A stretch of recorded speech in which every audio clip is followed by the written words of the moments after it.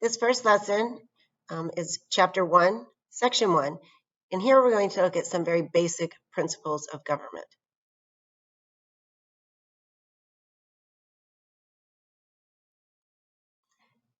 This is a list of the vocabulary that corresponds with Section 1. It is important that you know the vocabulary throughout the government course so that you'll be able to pass the government assessment test at the end of the year, which you need to graduate. I always recommend using flashcards to quiz yourself with the vocabulary. This chapter begins with explaining the term state. A state is a political community that occupies a territory, has a government, and can pass laws. A state has no higher authority, therefore they do not have to answer to anybody else. Many of our government terms come from the ancient Greeks and Romans. The word state means to stand in the Greek language.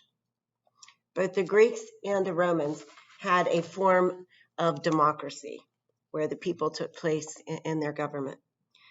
Currently, we have 193 sovereign states.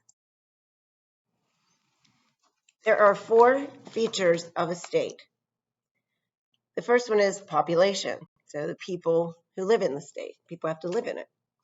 The second would be territories, and these would be boundaries, like states have boundaries, countries have boundaries, or borders. The third feature of a state would be sovereignty. Having sovereignty means that you are a supreme power and you do not answer to any higher authority. You're the highest in the land. The fourth and final feature of a state would be it has to have a government. Okay? A government makes laws, enforces laws. They have to maintain social order. Okay, so they have like a police department to do that, and they provide public services. Some examples of that would be healthcare, welfare programs, etc. Using taxes to pay for those. Education would be another example. Next, we have 4 theories of how or why states originated. The first one is evolutionary. Okay, it evolved. First you had nomads walking around, hunters and gatherers way back when, and as civilization sprung up, it became a necessity to have law and order and have some type of social order and sets of rules for people to follow. So according to this theory, it just evolved naturally out of need. The second would be force, and this would be when people are forced to accept authority of a leader. This is generally a result of war, when one group of people take over another. The third theory of how or why states originated is called divine right. And this is the fact that some countries, in fact many in the Middle Ages in Europe, were established through divine right. So these are rulers who are born into a ruling family. Like even England today, they have a queen. And most states during the Middle Ages, like I said, were ruled by a king or a queen. This is a picture here of King James I of England, but there were numerous, and like I said, most countries had one during the Middle Ages, but many of them still do today. The fourth theory behind why states originated would be a social contract. This is when a government is created by a group of people that get together and agree on laws. Now, this has to be a small group. It would be impossible for every single person in the country to take part in deciding laws all at the same time. There's too many people. But a good example here was the Mayflower Compact. This was a contract that was written on the Mayflower when the Pilgrims came to the United States and, the colonies at that point in 1619. They got together on the ship and realized when they got here, they needed to have laws for everybody to follow so that the establishment would not be unruly.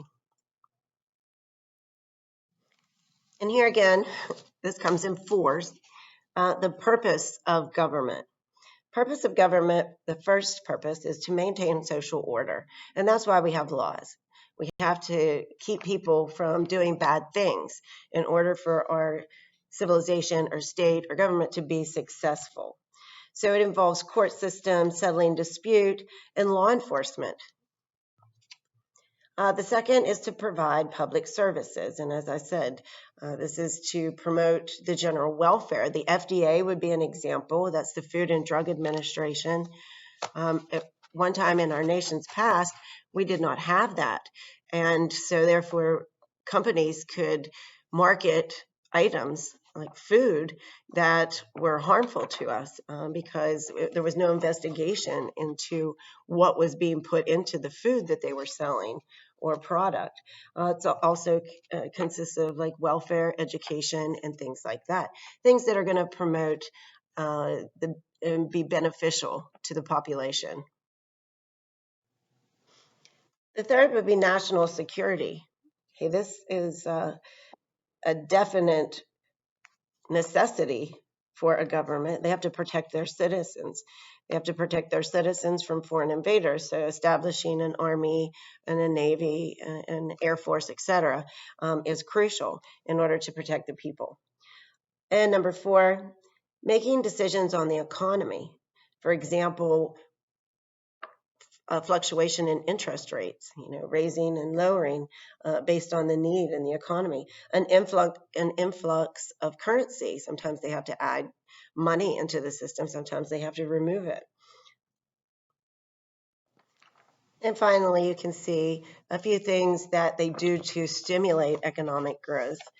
In addition to interest rates, that's basically controlling the inflation and encouraging trade, sometimes taxing or putting a tariff on trade, and regulating the development of natural resources.